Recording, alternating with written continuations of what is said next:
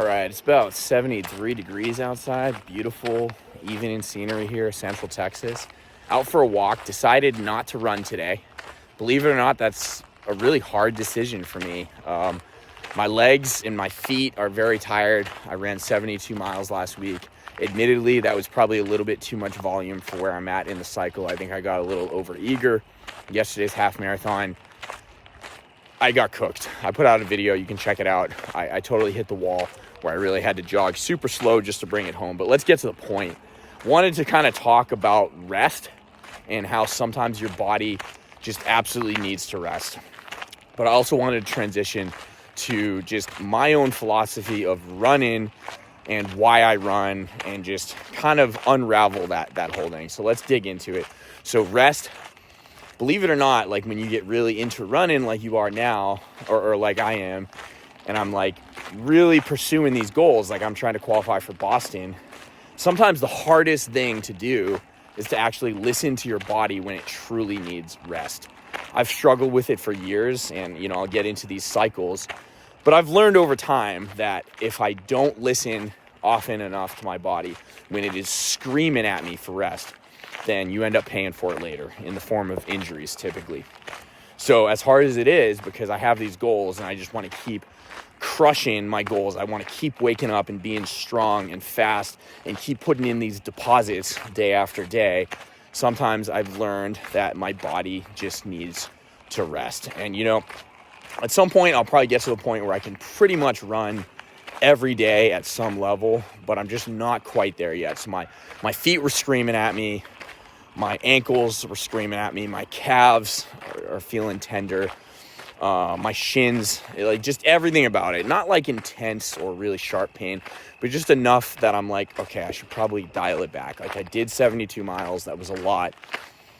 But here's the other thing I want to talk about.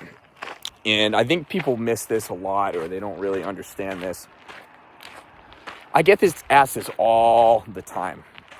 Like, Brian, what is it like to get into a runner's high? Or Brian, you must just love running, right? Like you're doing it all the time. You're running 50, 60, sometimes 70 plus miles. You must absolutely love it.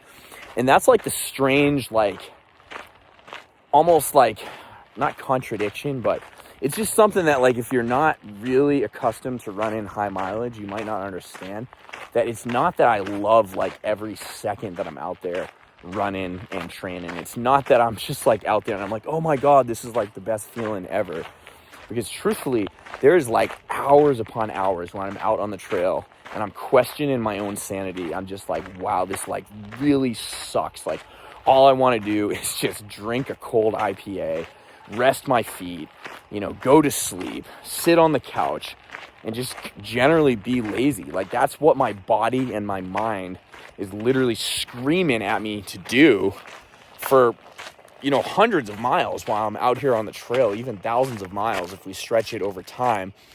My mind and my body want me to be lazy, like most people that are out there.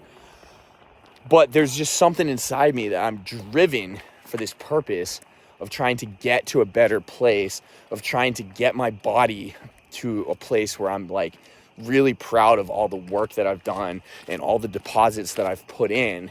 So it's not that I love running necessarily. A lot of times I hate running, to be honest. Running sucks a lot of the times. I can't sugarcoat it. I'm out here on the trail and it sucks sometimes. I'm not saying I hate every moment of it. There are amazing moments that I've had running many times in my life, running on mountains and running in trails and running next to streams and seeing nature and, seeing God's glory, being out there and just seeing the glory of God while you're out there. It is amazing to get up early and go for these runs or even late evening runs. I'm hearing right now I'm walking, obviously I'm not running, but I'm hearing the bugs out here, and you hear the birds and the nature, and there are amazing moments. But that does not take away the pain. That does not take away the suffering and all of the countless hours where I'm literally what am I doing? But it's the process, It's not necessarily oh my God, I love running so much. I love how I feel when I'm trying to run at a tempo or a threshold pace. I'd be really, really misleading you guys if I was to like tell you that I love that feeling. But what I like is the process. I love the process. I love how I feel after I run. You know, throughout my life, because I've been running for so long, I get to the point where I feel very strange if I can't plan a run. Like, say there's a lot of family activities or different social events that are really getting in the way of like a big run-in plan. As much as those events can be great, a lot of the times I'll feel very strange inside if I'm not able to plan my run. And that's kind of what you want to get to if you're trying to really pursue like extreme running goals. You want to get to the point where, I guess it is kind of like an obsession in a way, which that, you know, in some ways maybe could be unhealthy. But I would argue it's a lot healthier than a lot of other obsessions. I would argue it's a lot healthier than the obsession of eating potato chips or playing video games or sitting on the couch or doing drugs. So in a lot of ways, it's a healthy obsession. And if you get to that point where you feel weird inside because you couldn't do your run, I'd say that's when you're really getting to a point where, like, not only are you a runner, but you're really achieving some running goals, you know, if you've gotten to that point. And yeah, I mean, it's about the process. It's about chasing these important destinations, one destination at a time. You know, if you're planning to run a 5K, if you get into that process of trying to conquer your first 5K race and you train for it and you've been putting in all these deposits day after day, and you're training your mind, you're training your body, you're changing the way you eat, you're changing the way you live your life, by the time you finish that 5K, more than likely, you're going to want to sign up for that next race. And that next race, you're probably going to want to do a 10K. And then once you finish that 10K, you're probably going to be like, wow, like I feel so great about myself that I did that. Now I want to do a half marathon. And then, of course, you know, I'll save you guys, but basically, and then you're going to want to do a marathon, etc., maybe an ultra. So my point is that you're not really going to love every step of the journey. A lot of times you're going to hate it.